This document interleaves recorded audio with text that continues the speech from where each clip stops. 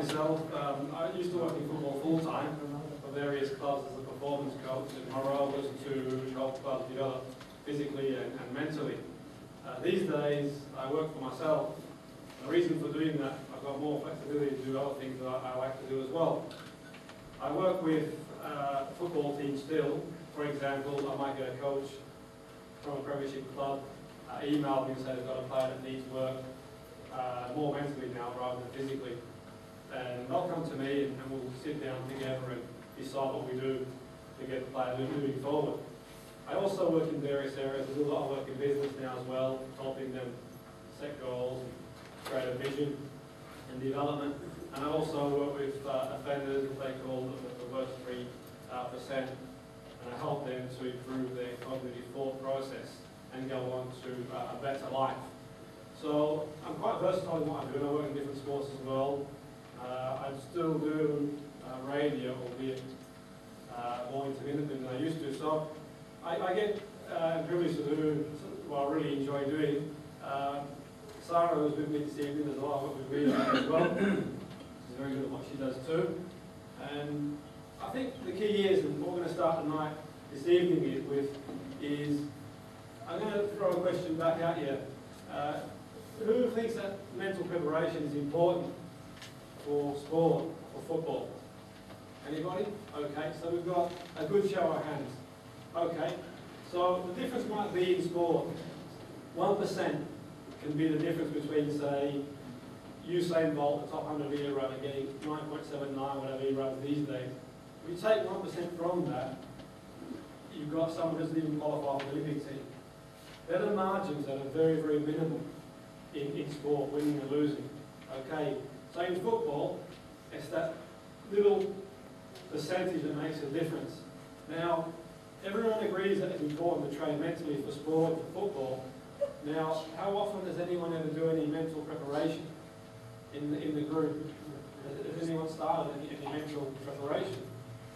And this goes on with a lot of players, which is important. And it's important to, say we spend 2-3 hours a week doing physical development, 2-3 hours a week doing technical and tactical development. But as players, the one thing that we've been introduced in the academy is mental preparation. Because I meet players, even premiership players, who are in their 20s, 30s even, who haven't done any mental work before, and they've been pretty lucky because they've been mentally strong or whatever really. And then it's more difficult to unlearn bad habits than to teach them good habits. So when you're young, it's better to learn how to develop yourself mentally. So I've got to give Tony credit. He's had the foresight to introduce the mental preparation to you guys, as well as the GPS stuff, which is fantastic, the physical preparation. And on that subject, I'll just quickly digress. And when we played Blackburn a few seasons ago, they had the GPS system. And I learned a lot really, because I got to see where the levels of their players were compared to the levels of the team that I was working with, which was a much smaller team at the time. Then we played Bolton in a pre-season cup game. And I looked at the results of our players, and I saw that against Bolton, we'd run more than we ever have done. I thought, well, why can they do that against Bolton, not against our League Two teams? Maybe the motivation. So the next pre-season game we had was against Everton. And I thought, okay, I'm going to find out where our levels are compared to their levels. And that immediately gave me the chance, even when I was working at a smaller club, to develop a system to tell the players, okay, physically, we have to aim for these levels. And in the process of the players aiming for these levels physically, 7 or 8 players were on to play on the big stage, which is unheard of for a League Two club. Even Premiership clubs don't produce that sort of player, so they don't. And a lot of that had to do with the fact that we opened up the sports science. Now, we didn't have some of those resources available. The resources you've got available aren't even available to the professional clubs, maybe even the higher ones, so it's quite unique. Tom will probably be up for that some of these systems aren't available unless you get the higher end. So I think it's important to get everything right. I'm going to talk about the mental side of the game. And I'm going to, first of all, as a group, find out what you think it takes mentally to make it as a player, make it as a sports person. Anybody got any ideas what's important mentally? Anybody? Good? I'm going to start off with, we'll start off with everyone's one very shy for now, but I'll start with Tony. What's important, Tony, you feel mentally for players? You talked about the attitude before. So, who agrees that attitude is important for a player? Okay? Okay, so we're going to show our hands for them for that. Yeah.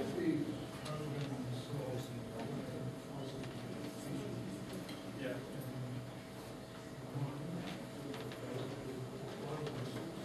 Yeah. Yeah. Yeah. Which is a good point, and I'm glad you made that point, because visualization is something that we do automatically. Okay? So whether we visualize a bad game or a good game is up to us, but we'll play the game in our mind first of all. So visualization is something that we'll talk about in the evening.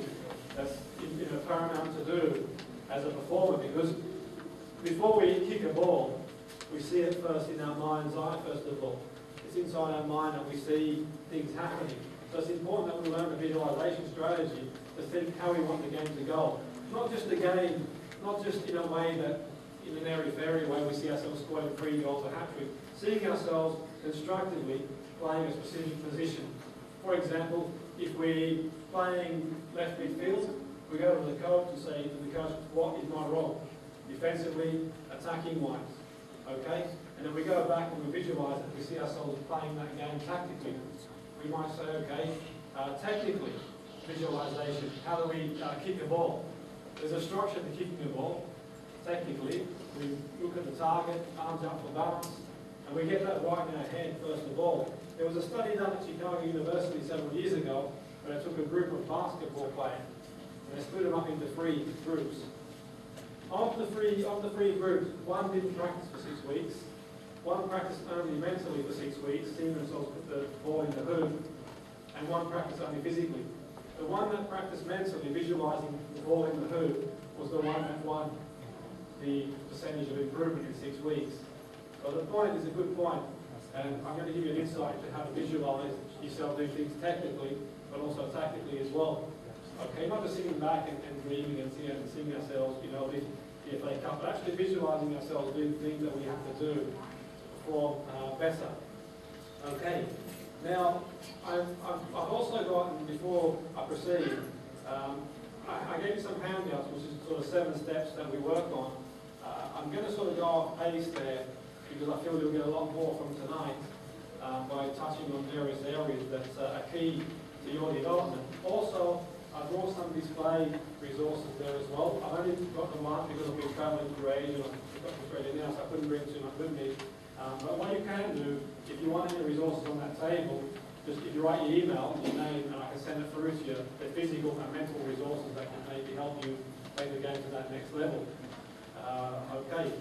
Now, the emphasis on the psychology of performing, it's a massive area, okay? Now, has anyone in the group ever lost confidence playing a little bit? Okay, has anyone? Okay, okay. Would losing confidence affect your performance as a player? Okay, so you could score 20 goals in one season. For 4 or 5 seasons, then in another season you might not score a goal. And it could be down to confidence, it could be down to motivation. Sometimes you might not feel as motivated anymore. What do you think would affect motivation in a player? What might upset a player and affect their motivation? Okay, coaching, yeah. Teammates, yeah. Yeah. Yeah, so definitely the variation of the exercises, also maybe not getting picked for the team, not achieving what they want to achieve. Injuries as well.